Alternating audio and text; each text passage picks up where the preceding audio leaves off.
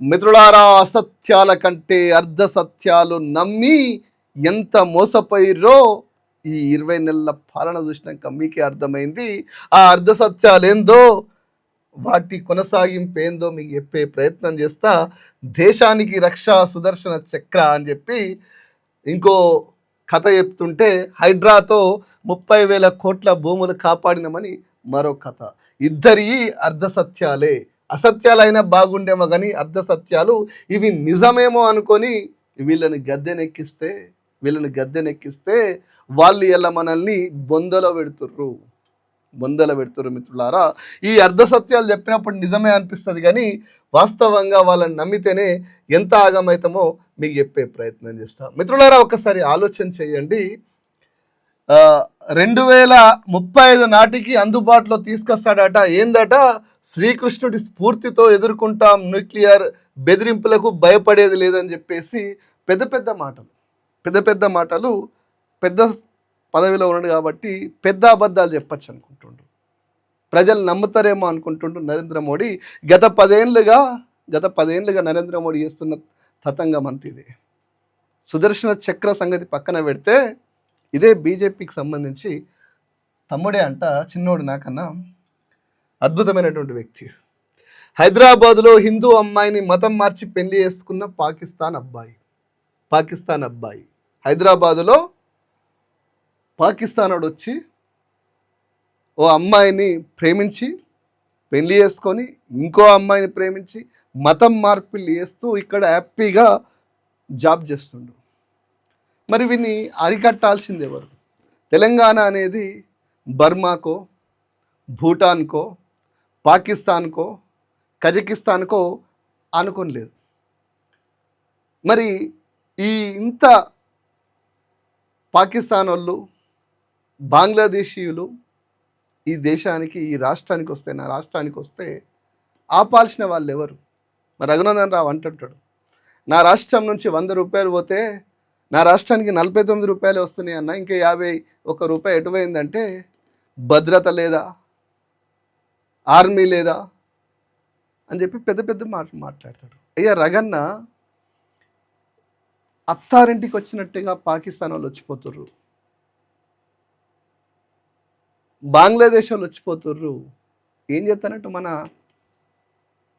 దేశ భద్రత 56 ఇంచుల మా ప్రధాని నరేంద్ర మోదీ ఏం చేస్తుండన్నట్టు. మరి ఈ పాకిస్తాన్ నుంచి, బంగ్లాదేశ్ నుంచి ఈ రోహింగ్యాలని అరికట్టాల్సిన బాధ్యత ఎవరిది? కేంద్ర ప్రభుత్వాన్ని కాదా? శాత కాదని చెప్పండి, దిగిపోండి. ఆ యోగి వస్తేనని ఏమైనా చేస్తాడు. నాకు బీజేపీలో అమిత్ షా అండ్ మోదీ వీళ్ళు కనిపించే పేపర్ పులులు మాత్రమే. వీళ్ళు వేటాడింది లేదు, వేటాడే శక్తి కూడా వీళ్ళకి లేదు నాకు తెలిసి. యోగి బీజేపీలో కొద్దిగా బెటర్గా ఉన్నాడు. ఆ యోగి కన్నా అప్పయ్యపూరి ఖచ్చితంగా శిక్షిస్తాడు, ఖచ్చితంగా రోహింగ్యాలు ఆగిపోతారు. మరి ఆ పని అన్న ఎప్పురి. ఈ మధ్య రగన్న నరేంద్ర మోదీతోడు కూడా కనిపిస్తుంది. దయచేసి గట్టి చెప్పుర్రి. దేశంలోకి అత్తారింటికి వచ్చినట్టు వస్తుర్రు. కాంగ్రెస్ పార్టీ అధికారంలో ఉంటే రోహింగ్యాలు వాళ్ళ అత్తారింటి వెళ్ళిపోయింది. ఇలా తెలంగాణకి ఇంకొక వాక్యం కూడా మీ ముందు తీసుకొస్తా. బండి సంజయ్ గుజరాత్ వాళ్ళు, అదే మార్వాడీలు హిందూ ధర్మాన్ని, సనాతన ధర్మాన్ని కాపాడే వ్యక్తులు. అంటే ఇన్ని రోజులు తెలంగాణలో హిందూ ధర్మాన్ని, సనాతన ధర్మాన్ని కాపాడేటోళ్ళు ఎవరు లేరా? హిందూ ధర్మాన్ని కాపాడడానికి గుజరాత్ వాళ్ళు, రాజస్థాన్ వాళ్ళు, మార్వాడీలే రావన్నా. ఇక తెలంగాణలో సనాతన ధర్మము ఇవేం లేవిగా.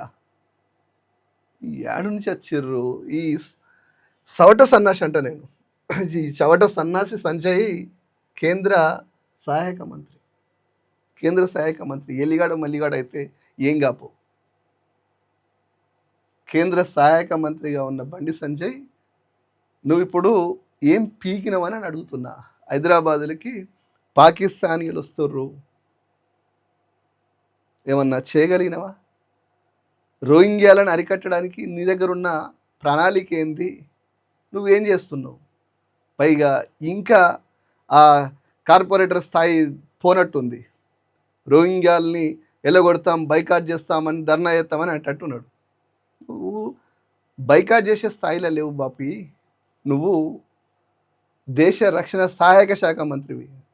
ఇలా కేంద్ర ప్రభుత్వం నీదే. నీ చట్టాలేవి, వాళ్ళని ఆపే చట్టాలేవి. పాకిస్తాన్ నుంచి వచ్చి ఈడికి వచ్చి అత్తారింటి లెక్క ఈడ అమ్మాయిల్ని మోసం చేస్తూ మతం మారుస్తుంటే ఏం పీకుతున్నావు? రాజీనామా చేయి. మీ మోడీ చెప్పి రాజీనామా చేయమని చెప్పు. మీరు అధికారంలోకి వచ్చిందే మతాన్ని అడ్డం పెట్టుకొని, సనాతన ధర్మానికి అన్యాయం జరుగుతుందని. మీరు వచ్చి పీకింది ఏముంది అంటున్నా ఓపెన్గా. నరేంద్ర మోదీనే కానీ, అమిత్ షానే కానీ, బండి సంజయ్ కానీ నేను ఓపెన్ అడుగుతున్నా. దాదాపు 12 ఏళ్ళు మీరే అధికారంలో ఉన్నారు కేంద్రంలో. ఏం పీకుతురు అంటున్నా. పాకిస్తాన్ వాళ్ళు, బంగ్లాదేశ్ వాళ్ళు విచ్చలవిడిగా వస్తుంటే మీరేమైనా ఆపే ప్రయత్నం చేసిర్రా? మీతో శాతం అవుతుందా? కాకపోతే ఆ యోగి కప్పయ్యపూరి. ఇవి అర్ధ సత్యాలు. కరీంనగర్ ప్రజలకి దండం. ఇలాంటి గొప్ప నాయకుడిని గెలిపించినందుకు. ఎవరో తెలియదు ఆయన.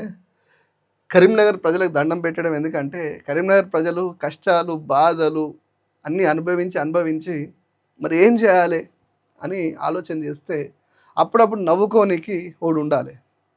ఆ మధ్య నేను ఏదో వీడియో నీకు పోతే భాగవతం ఆడితే మధ్యలో ఒకడు ఉంటాడు, ఆడే బఫూన్ అని చెప్పేసి అన్నట్టుగా బండి సంజయ్ అనే వ్యక్తి కరీంనగర్లో ఎంటర్టైన్ చేయడం కోసం, ఆయన సగం తెలుగుతోటి, ఆయన చిన్నపిల్లల చేష్టలతోటి, ఆయన చిల్లర డ్రామాలతోటి కాంగ్రెస్ కోసం, రేవంత్ రెడ్డి కోసం ఆడే కేసీఆర్ని తిట్టే ప్రయత్నంలో నవ్వొస్తుంటుంది కదా. ఎంటర్టైన్మెంట్ చేయడం కోసం ఈయన కోటేశారు. ఈయన ఏదో పీక్తాడని ఓటేయలే. దయచేసి నేను కూడా చాలాసార్లు అనుకున్నా, కరీంనగర్ ప్రజలకు ఇలాంటి నాయకుని గెలిపించినందుకు దండమని అప్పుడప్పుడు నేను కూడా అంటా. కానీ వాస్తవంగా కరీంనగర్ ప్రజలు ఓ జోకర్ లాంటి ఎంటర్టైన్మెంట్ చేసే వ్యక్తిని గెలిపించుకుంటే అప్పుడప్పుడు జోకులు చేస్తుంటాడు, మేము నవ్వుకుంటాము, బాధల నుంచి విముక్తి పొందుతుంది, మా కష్టాలు తీర్చనీకి రాలే, మేము బాధల్లో ఉన్నప్పుడు నవ్వుకోనికి, కామెంట్లు వేయడానికి, చిల్లర స్టేట్మెంట్ పెట్టడానికి బండి సంజయ్ని తీసుకున్నాము, ఓట్లు వేసినాము అని చెప్పేసి కొంతమంది అనుకుంటుర్రు. దయచేసి అట్లా ఏం ఆలోచన చేయకండి. ఇకపోతే ఇంకో అర్ధ సత్యం. హైడ్రాతో 30,000 కోట్ల భూముల్ని కాపాడినావు. 30,000 కోట్లతోటి కాదు, నువ్వు కాపాడింది సంగతి పక్కన పెడితే ఈయన చేసిన ఘనకార్యాలు ఏంటంటే, మీరు చూడండి, పేదవాళ్ళ ఇల్లును కూలగొట్టేటప్పుడు కాంగ్రెస్ పార్టీ వాళ్ళు వీడియోలు తీసి ఆ ఏడుపుల్ని క్లోజప్లో చూపిస్తారు. ఎందుకు క్లోజప్లో చూపిస్తారంటే, మా రేవంత్ రెడ్డి అద్భుతమైనటువంటి పర్ఫెక్ట్ బిజినెస్ మ్యాన్. మీకు చెప్తాను, 30,000 కోట్ల భూములు కాపాడలే, నాకు తెలిసి 20,000 కోట్ల రూపాయలు ఈయనే సంపాదించిండు. క్రోర్స్. ఎట్లా సంపాదించిండు అంటే, హైడ్రా పేరు మీద రంగనాథను చేతిలో పెట్టుకొని కొంతమందికి ధమ్కీలు వేయంగానే, కొన్ని ఇళ్ళు కూలగొట్టంగానే వెంటనే పెద్ద పెద్ద సంస్థలు, ఒక్కొక్క సంస్థ 5,000 ఇళ్ళు కడుతుంది. 5,000 ఇళ్ళు కడితే ఆ ప్లాట్లో ఒక్కదానికి 1,00,00,00,000 ఉంటుంది. అట్లాంటివి నాకు తెలిసి 4-5 ఉన్నాయి హైదరాబాద్లో. 4-5 20,000 ప్లాట్లు కట్టిరు. ఒక్కొక్కటి 1,00,00,000 పైనే ఉంటుంది. వాళ్ళందరికీ ధమ్కీలు ఇచ్చే ప్రయత్నం వెనుక టీం నడిచింది. ఆ టీం నడిచి వాళ్ళతో సెటిల్మెంట్ చేసుకొని కొంత పేమెంట్ వచ్చేసింది. పెద్ద పేమెంట్ అది, ఎగ్జాక్ట్ తెలియదు, బయట రియల్ ఎస్టేట్ వర్గాలు చెప్తున్నాయి. రేవంత్ రెడ్డి ఆనాడు ఊరికేనే అనలే, ఎడమ చేయితో 40,000 కోట్ల రూపాయల సంవత్సరాలు సంపాదిస్తా అన్నట్టు ఇందుకే అన్నాడు రేవంత్ రెడ్డి. మళ్ళీ చెప్తున్నా, రేవంత్ రెడ్డి హైడ్రాని తీసుకొచ్చి హైడ్రా పేరు మీద పేదవాళ్ళ ఇండ్లను కూలగొడుతూ పెద్దలకి ధమ్కి ఇచ్చి పెద్దల దగ్గర నుంచి ప్లాట్కు ఇంత హిసాబ్ లెక్క పైసలు వసూలు చేసిండని రియల్ ఎస్టేట్ వర్గాలలో పెద్ద చర్చ జరిగింది. అందులో భాగంగా పెద్ద అమౌంట్ వచ్చింది. ఆ అమౌంట్ను ఢిల్లీకి తీసుకుపోవడానికి అన్ని రకాల ప్రయత్నాలు చేస్తుండు. తీసుకుపోయిండు, ఆడ పంచిండు. ఆడ పంచుతున్నప్పుడు దేశ ప్రధాని స్థానంలో ఉండి వచ్చి ఆర్ఆర్ ట్యాక్స్ అని చెప్పి పెద్ద పెద్ద మాట్లాడినాడు. బీజేపీలో కూడా పైసలు అందినాయి కాబట్టి వాళ్ళు మౌనంగా ఉన్నారు. సో మొత్తం మీద అర్ధ సత్యాలు అనేవి ఇట్లుంటాయి. 2035 అని చెప్పేసి సుదర్శన చక్రం కాదు, ఈ దేశంలోకి చొరబడుతున్న పాకిస్తానీయులని, బంగ్లాదేశీయులని, రోహింగ్యాలని అరెస్ట్ చేయడం కాదు, మీకు చేతనైతే ఎన్కౌంటర్ కూడా చేయండి. ఈ నా దేశము అనేది ఎవడు పడితే వాడు రావడానికి ధర్మసత్రం కాదు. ఖచ్చితంగా క్షత్రియ గుణం ఉన్న యుద్ధం చేసిన నా రాముడు కూడా చెప్పిండు, క్షమించడానికి వాళ్ళేం ఇక్కడికి ఉద్ధరించనీకేం రావట్లే. మత మార్పిడి చేస్తూ సనాతన ధర్మం మీద కుట్రలు చేయడానికి వస్తారు. కాబట్టి ఖచ్చితంగా రోహింగ్యాలని మానవత్వం కథా కార్ఖానం లేకుండా పోతే పోనీయండి, లేదంటే చంపేయండి. ఎందుకంటే రోహింగ్యాలు హైదరాబాద్లో అంతా ఇంత హల్చల్ చేస్తలేవు. ఆ రోహింగ్యాలకి ఏ పార్టీ అండగా ఉంది? ఆ పార్టీ బీజేపీకి ఏ విధంగా సహాయపడుతుంది? బీజేపీ వీక్ ఉన్నప్పుడు ఆ పార్టీ వైపు పోటీ ఎట్లా చేస్తుంది? పోటీ చేయగానే హిందువులందరూ బీజేపీకి ఎందుకు వేస్తారు? తెలంగాణ సమాజం తెలుసు. కానీ మీరు కేంద్ర ప్రభుత్వంలో ఉన్నారు, దయచేసి ఇప్పుడైనా ఆ రోహింగ్యాలని అరికట్టండి. దుర్మార్గము ఎంత దుర్మార్గం అండి! హైదరాబాదులో హిందూ అమ్మాయిని మతం మార్చి పెళ్లి చేసుకున్న పాకిస్తానీ. ఒకసారి ఆలోచన చేయండి. అమెరికా దేశం, ఇలా అమెరికాలో మన వాళ్ళని బేడీలేసి పంపిస్తుంటే మనం మౌనంగా ఉంటున్నాం. ఆడ మనోళ్ళు పని చేసి ఆ దేశాన్ని కట్టుబాట్లకు అనుకూలంగా ఉంటే కూడా, కానీ ఈ దేశం మీదకి దండెత్తినట్టు వచ్చి ఈ దేశంలో ఉన్న అమ్మాయిల్ని మతం మార్పిడి చేసి బెదిరించి పెళ్లిళ్ళు చేసుకొని ఒక దుర్మార్గమైన వికృత క్రీడ ఆడుతున్న ఆ నా కొడుకుల్ని ఏం పీకుతురని అడుగుతున్నా. First one. సెకండ్ వన్ వచ్చేసి బండి సంజయ్ ఇంతకుముందు అన్నాడు మార్వాడి గురించి. నేను చెప్పిన మార్వాడి అనేది ఇలా కాదు, ఏళ్ళ నుంచి ఉంటున్నారు. మార్వాడి కోసం మాట్లాడుతున్న మా బండి సంజయ్కి తెలియకపోవచ్చు. ఎందుకంటే ఈ రాష్ట్రంలో బీజేపీ ఓట్లు అవన్నీ మార్వాడి వాళ్ళు మేజర్గా బీజేపీకే ఓట్లు వేస్తారు. ఎందుకు ఓట్లు వేస్తారు అంటే బీజేపీకి వీళ్ళు ఓటు బ్యాంక్ ఒకటే కాదు, ముఖ్యంగా ఎలక్షన్ టైంలో డబ్బులు వంచే స్థాయికి ఎదిగిర్రు. తెలంగాణ శ్యామ్ అనే పిల్లాన్ని ఫోన్ చేసి అమ్మనా బూతులు తిట్టే స్థాయికి ఎదిగిర్రు. పొట్టకూటికి వచ్చి పని చేసే వాళ్ళతో మాకు పేచీ లేదు. మా తెలంగాణ బిడ్డల బడుగు బలహీన వర్గాల బతుకు మీద కొడతా అంటే ఖచ్చితంగా తరిమేస్తాం. ఏళ్ళ నుంచి మార్వాడి మాతోటి ఉన్నారు, మేము వాళ్ళని గూండాయిజం దౌర్జన్యాలు చేసే దొంగల్ని మాత్రం తరిమేస్తామంటున్నాం. ఇది అర్థం కాక కొంతమంది అట్లా అంటారా, మానవత్వం లేదా అని చెప్పేసి ఓ మానవత్వం బ్యాచ్ బాగా డ్రామాలు ఆడుతారు. ఆ డ్రామాల వెనుక బీజేపీ సోకాల్డ్ మానవతావాదులు పుట్టుకొచ్చారు. అట్లాగే ఫేస్బుక్లో నేను ఓ హీరోయిన్ తెలుగులో సినిమా నటించింది, ఏదో సదా అనుకుంటా, ఆ అమ్మాయి ఏడ్చినట్టు ఓ వీడియో కనిపిస్తుంది కుక్కలకు సంబంధించి. నేను అడుగుతున్నా, సదా అని ముస్లిం అనుకుంటా అమ్మాయి, ఒక్క కుక్కలేనా మూగజీవాలు? పందులు మూగజీవాలు కావా? వాటిని సంపక తింటుర్రు, ఎప్పుడన్నా ఏడ్చినవా? మేకలు మూగజీవాలు కావా? సంపక తింటుర్రు, ఎప్పుడన్నా ఏడ్చినవా? ఇంకా ఇళ్ళల్లో ఏదో డిప్రెషన్ ఉంటే లేదంటే బాధ ఉంటే ఆ చేపలు అటు ఇటు తిరుగుతుంటే చూస్తూ సంతోషిస్తారు, వాటిని కూడా చంపక తింటారు, ఎప్పుడన్నా ఏడ్చినవా? నీకు సినిమాల వల్ల ఎక్స్పోజింగ్ వల్ల మంచి డబ్బులు వచ్చినాయి, చాలామంది కుక్కని చదువుకుంటారు. కుక్కలు ఎవరు చదువుకుంటారు? నాకు కూడా కుక్క ఉంది. నా ఇంట్లో ఉన్న కుక్కని దాదాపు 6 సంవత్సరాల దానికి బయట కూడా తీసుకుపోవాలి, బయటకు కూడా తీసుకుపోవాలి, కంప్లీట్గా ఇంట్లోనే ఉంటుంది. దానికోసం కొంత స్పేస్ వదిలిపెట్టినాను. కుక్కలు ఎవరి దగ్గర ఉంటాయి? బాగా పైసలు ఉన్న వాళ్ళ దగ్గర ఉంటాయి. వాళ్ళు కార్లలో తిరుగుతూ ఉంటారు, కుక్క సేఫ్ జోన్లో ఉంటుంది. మరి బయట రోడ్ల మీద వెళ్ళే వాళ్ళు చిన్న పిల్లల్ని కుక్కలు పీక్క తిన్నప్పుడు ఈ సదానో ఈ మూగజీవాల మీద ప్రేమ చూపించే మేధావులో మానవతావాదులో ఎప్పుడైనా కుక్కల వల్ల చనిపోయిన వాళ్ళ గురించి మాట్లాడుతుర్రా? ఎప్పుడైనా మాట్లాడుతుర్రా?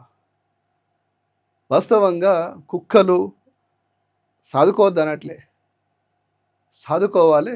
నా ఇంట్లో కుక్క ఉంటే నా ఇంట్లో ఉంచుకోవాలి, కాపాడుకోవాలి. దాన్ని వేరే వాళ్ళని కరవనీయకుండా చూసుకోవాలి. అది వదిలేసి ఊర్లో ఉండే కుక్కలు, వీధులలో ఉండే కుక్కలు, వాటికి రోగాలు వచ్చి పిల్లల్ని కరవడం, పిల్లలు ఆ కుక్కల కాటు వల్ల విపరీతమైనటువంటి రోగంతో చనిపోవడం, అవి పీక్క తినడం, బైక్ల మీద వస్తుంటే వాళ్ళ వెంబడి పడి కరవడం, ఇవి మూగ జీవాల మీద ప్రేమ ఉన్న వాళ్ళకి అర్థం కావు. నాకు అప్పుడప్పుడు అనిపిస్తుంది, ఏమన్ ఈ మూగ జీవాల మీద ప్రేమ చూపించే వాళ్ళను ఆ మూగ జీవాల్లో ఉన్న ఓ రూమ్లో వేసి వీళ్ళని కూడా ప్రేమ వంచమని చెప్పబుద్ధి అవుతుంది. 4 సార్లు కరిసి పీక్క తింటే అప్పుడు అర్థమవుతుంది. ఇంత డ్రామాలు, షో పుట్టప్లు మీడియాలో కనిపించనీకి చేయకండి. ఇదేదో దేశ స్వాతంత్ర ఉద్యమంలో మాట్లాడినట్టు మాట్లాడకండి. నీ కుక్క మీద ప్రేమ ఉంటే చలో కుక్కను తీసుకొని ఇంట్లో పెట్టుకో, మంచిగా సాదుకో. అది ఆ ఉద్యమం చేయి. ఆ కుక్కను బయటకు రాకుండా, వేరే వాళ్ళని కరవకుండా, వేరే వాళ్ళ మీదకి ఉరకకుండా కాపాడుకో. బస్ నేను కుక్కను తీసుకున్నా, ఊర్లో ఉన్న కుక్కని, వీధిలో ఉన్న కుక్కని తీసుకొచ్చిన, ఇవి నా ఇంట్లో పెట్టుకుంటాను, దీని నుంచి ఎవరికి ప్రమాదం జరగదని చెప్పేసి భద్రంగా నీ ఇంట్లో పెట్టుకో. అదో ఉద్యమం లెక్క అయ్యాయి. కానీ వీధిలో ఉన్న కుక్కల్ని ముట్టుకోవద్దు. ఆ కుక్కల వల్ల పిల్లలు దావచ్చు, ముసలళ్ళని చంపచ్చు, అమ్మాయిల్ని పీక్కలు తినచ్చు, పిక్కలు పీకచ్చు. వాటి మీద మేము మాట్లాడడం మాకు కళ్ళకి కనిపించాయి అంటే తెలంగాణ సమాజమే కానీ యావత్ సమాజం చెంప వలిగేటట్టు కొడతారు.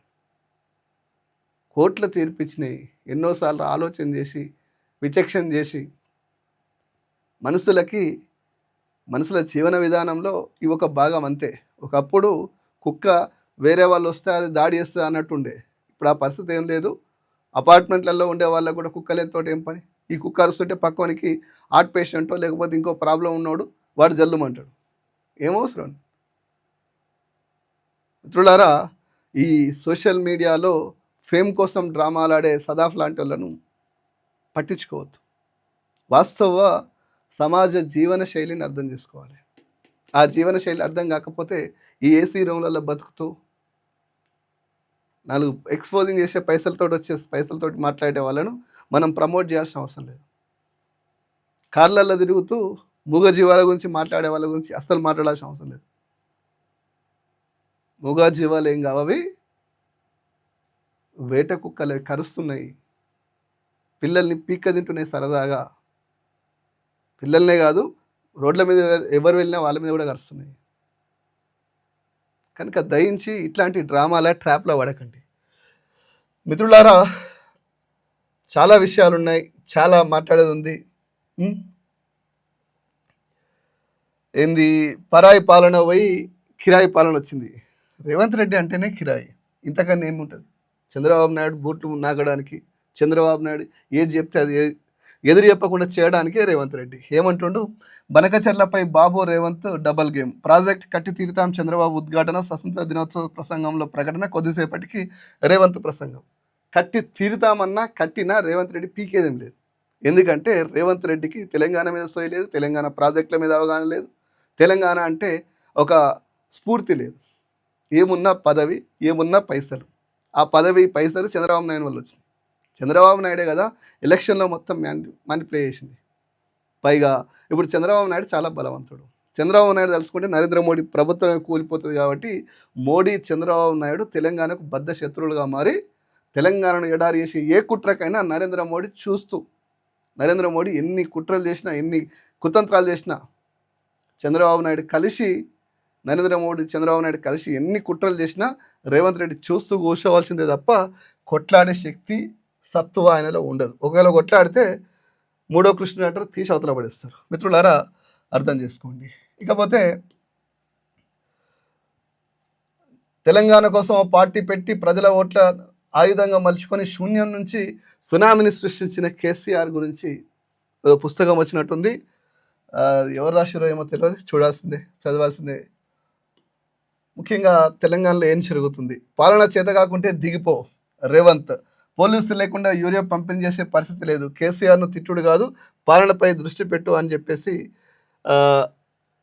హరీష్ రావు ఫీల్డ్లో వెళ్ళాలి. ఏ లీడర్ అయినా సోషల్ మీడియాలో కాదు, ఫీల్డ్లో వెళ్ళాలి. ఫీల్డ్లో జరుగుతున్న ఇష్యూస్ మీద మాట్లాడాలి. ఫీల్డ్లో ఏం జరుగుతుందో అర్థం చేసుకోవాలి. ఫీల్డ్లో ప్రజల పడుతున్న బాధల్ని రిప్రజెంటేషన్ చేస్తే వాళ్ళు లీడర్గా అవుతారు. ఇంట్లో కూర్చుంటే లీడర్లు కారు. ఉం? ఇంట్లో కూర్చోవద్దు, బయటకు రావాలి. ఇంకా మరో ఆటో డ్రైవర్ బలి. మా పార్టీలో కోవట్టులు జగ్గారెడ్డి. బీజేపీ కోసం పనిచేస్తున్న కోవట్లో ఒకరిద్దరు తమ పార్టీలో కూడా ఉన్నారని Congress party working president Jaggareddy సంచలన వ్యాఖ్యలు. గాంధీ భవన్లో గురువారం ఆయన వీడియోతో మాట్లాడుతూ బీజేపీ ఆపరేషన్లో భాగంగా కోవట్లు పనిచేస్తున్నారని చెప్పేసి, కోవట్టుతనం చరిత్రలోనే ఉన్నదని మీరేం చేయగలరని జగ్గారెడ్డి అంటుండు. జగ్గన్న అనకే నీ దండం పెడతా, నువ్వు ఈ మాట అనొద్దు. నువ్వు స్టార్ట్ అయిందే, జగ్గారెడ్డి గారు స్టార్ట్ అయిందే బీజేపీ కార్పొరేటర్గా, కౌన్సిలర్గా.